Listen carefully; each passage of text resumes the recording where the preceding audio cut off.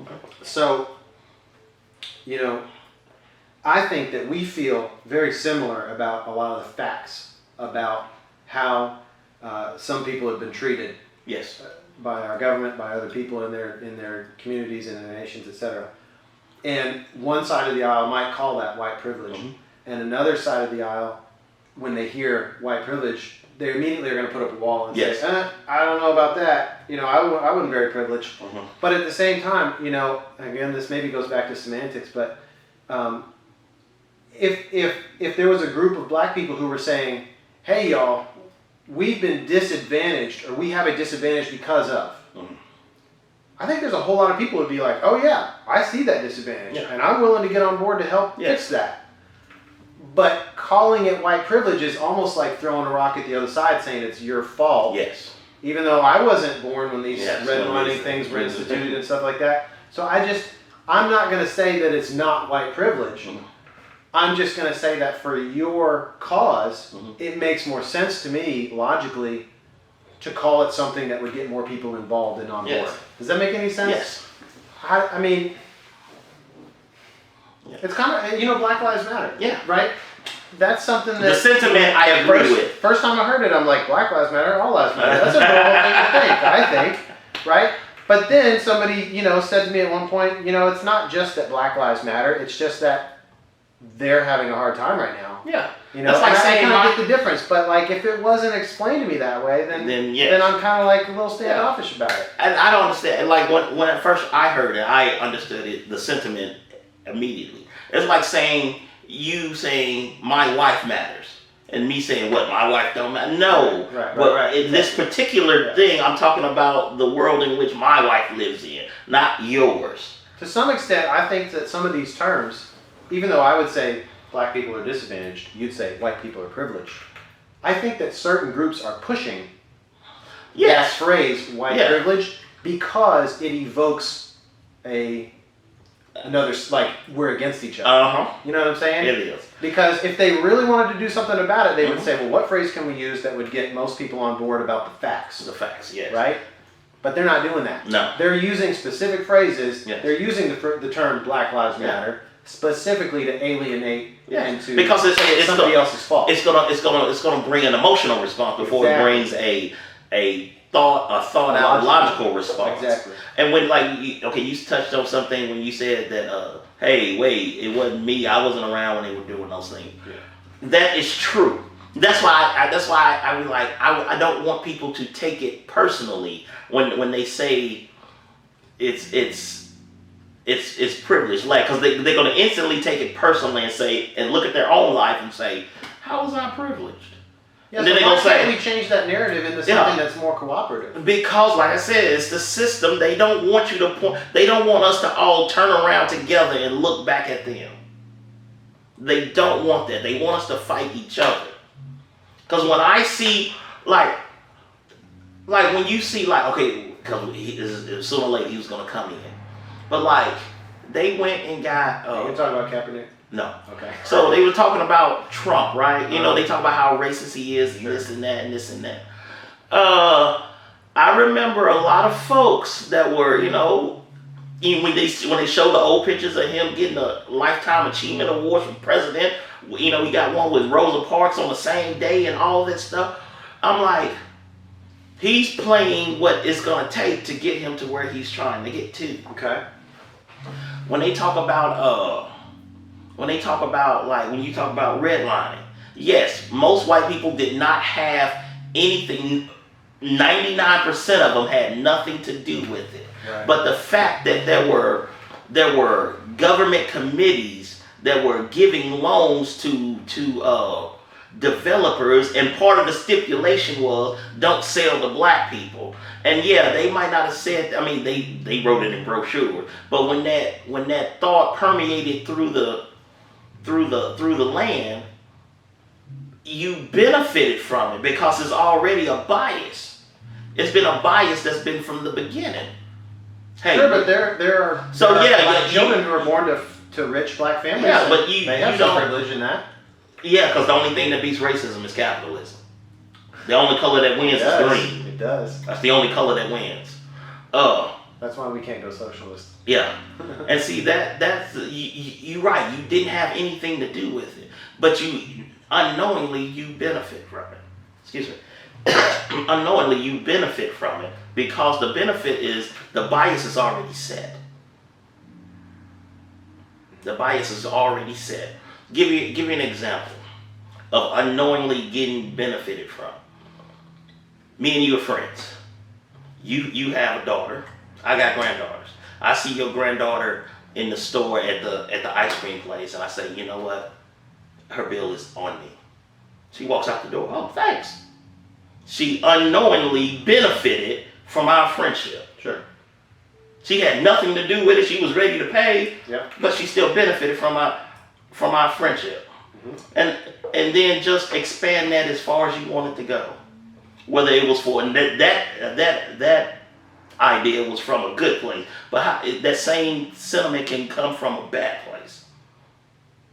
We're gonna give you $100 million, but we're gonna make sure that not just people who can afford it, black, white, whoever, if they got the numbers, they got the money, they can live here. Make sure that white people only live here.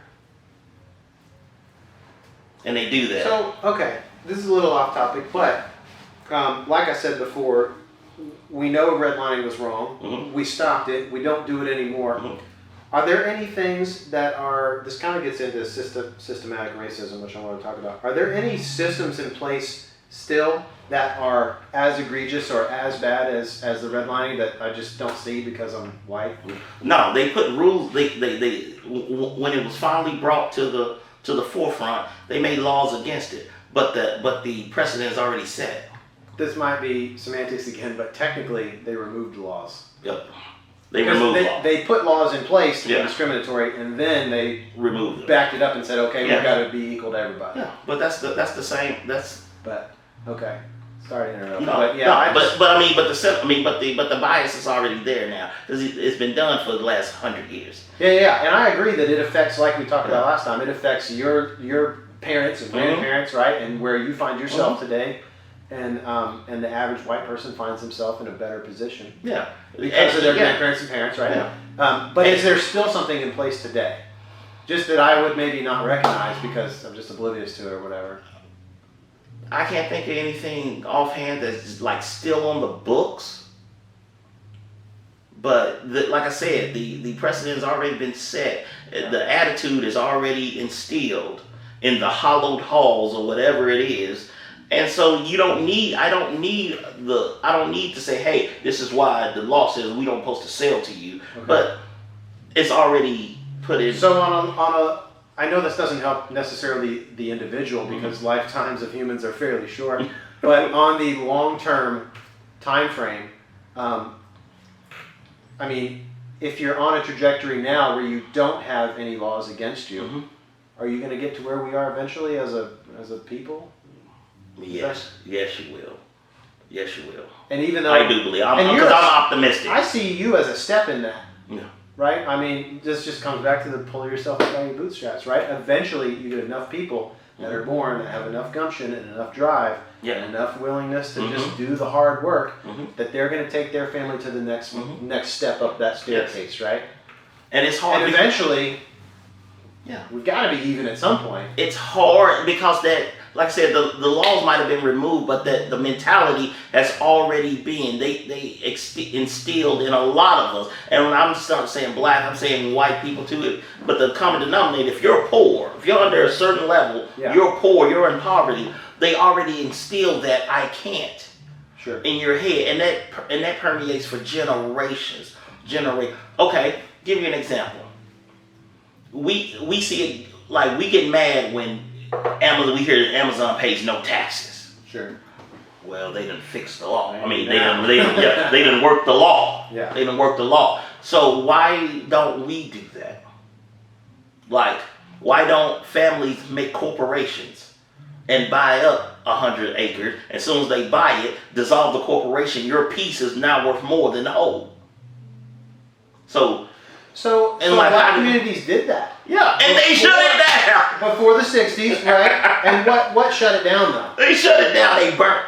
The government getting involved. shut it down. And it's still the same sentiment. It's the same idea. We're going to keep you down.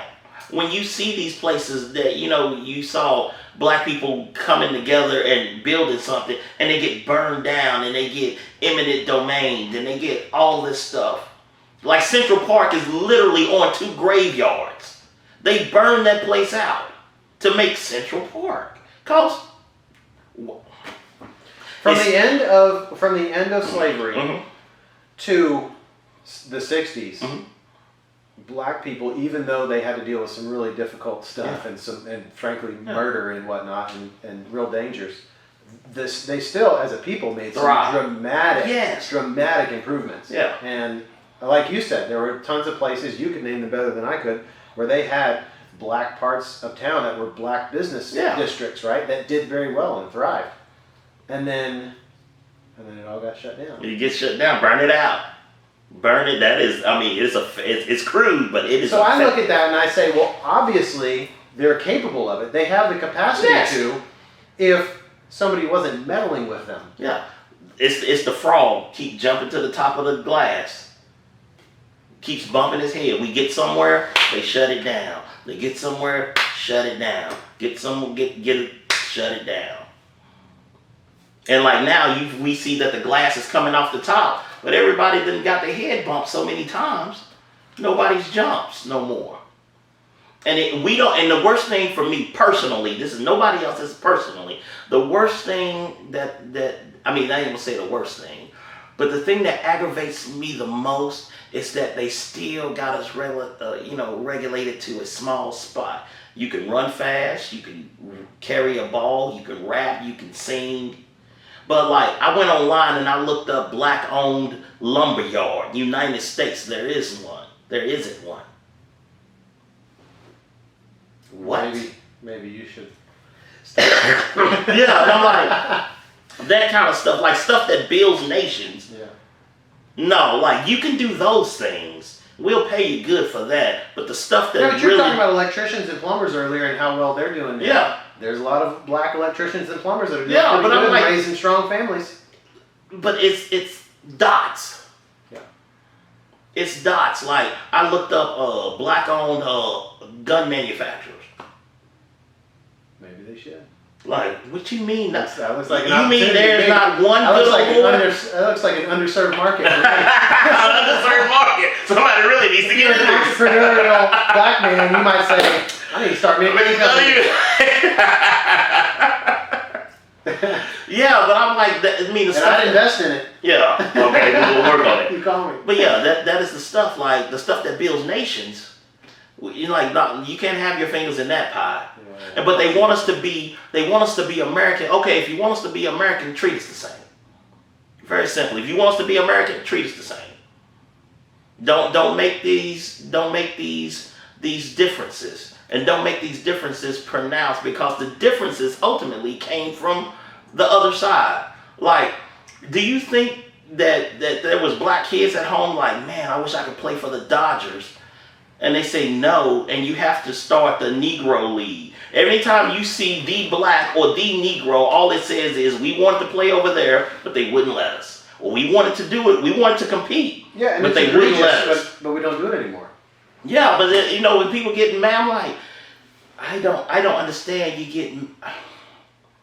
It's like they want this benevolence that they never showed. Who wants benevolence? Like, society wants this benevolence from black people that they never showed them. Okay, I see what you're saying.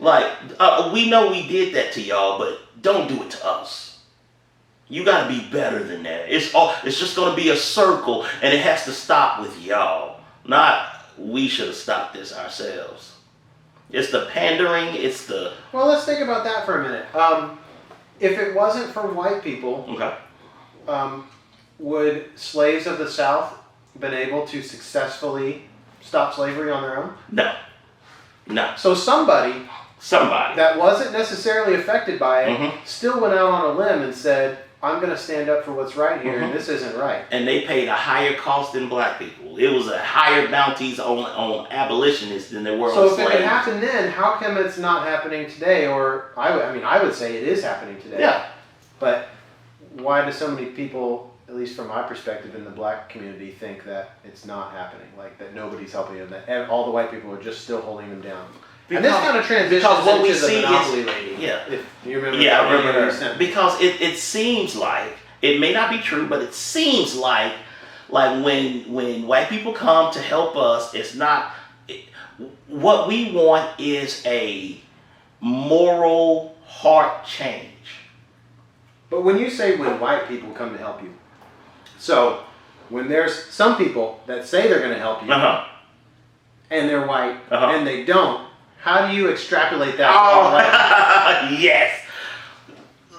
In that group, there are some that come that generally, honestly want to help, sees the problem, wants to help, and some want to help to further their Sure. position. Mm-hmm.